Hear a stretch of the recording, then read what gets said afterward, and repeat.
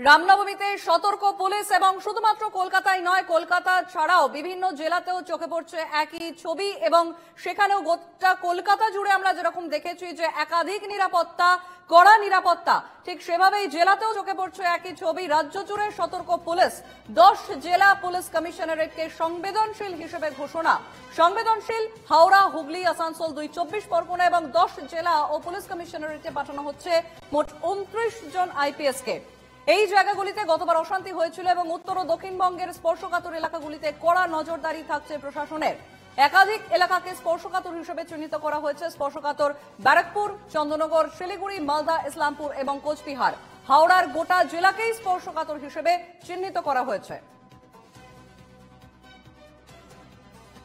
আমরা প্রথমেই নজর রাখবো শিলিগুড়ির দিকে। সরাসরি রয়েছেন শিলিগুড়ি থেকে আমাদের প্রতিনিধি অংশুমান চক্রবর্তী। অংশুমান, রামনবমীতে রাজ্য জুড়ে সতর্ক পুলিশ, প্রশাসনের কড়া নজরদারি।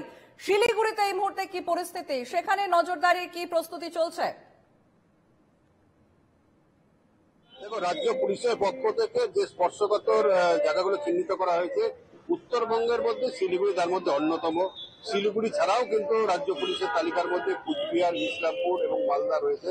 স্বাভাবিকভাবে শিলিগুড়ির মতো শহর যখন স্পর্শকাতর, সেই কারণে কিন্তু রাজ্য পুলিশের উত্তরবঙ্গের আইজি রাজেশ যাদব তিনি কিন্তু আজকে শিলিগুড়ি পুলিশ কমিশনার, ডিসিপিএসএফ এবং পদস্থ পুলিশ কর্তা ব্যক্তিদের নিয়ে বৈঠক করেন এবং বৈঠকের পরে যে জিনিসগুলো চিহ্নিত করা হয় যে এই যে রামনবমীর যে শোভাযাত্রাগুলো যাবে তার জন্য কিন্তু নির্দিষ্ট কয়েকটা রুট করা হয়েছে এবং যানবাহন চলাচল নিয়ন্ত্রণ করা হবে এবং যেসব শোভাযাত্রাগুলো যাবে তাদের কিন্তু যেখানে পারমিশন করা আছে সেই রুটের বাইরে কিন্তু তারা কেউ যেতে পারবেন না এবং সমস্ত ব্যবস্থাটাই কিন্তু সিসিটিভি এবং ড্রোনের মাধ্যমে নজরদারি করা হবে এবং শিলিগুড়ি প্রত্যেকটা শহরে প্রত্যেকটা মোড়ে মোড়ে যেমন পুলিশ থাকছে, অতিরিক্ত পুলিশ বাহিনী থাকছে র্যাব এবং অনেক জায়গায় কিন্তু স্পেশাল রেসপন্স টিম যেটা পুলিশের, সেই পুলিশের সেটাও কিন্তু থাকবেন। সব মিলে শিলিগুড়িতে কিন্তু প্রত্যেকবারই দেখা যায় যে বিশেষ করে এই মুহূর্তে দাঁড়িয়ে রয়েছে শিলিগুড়ি হাসমি চকে।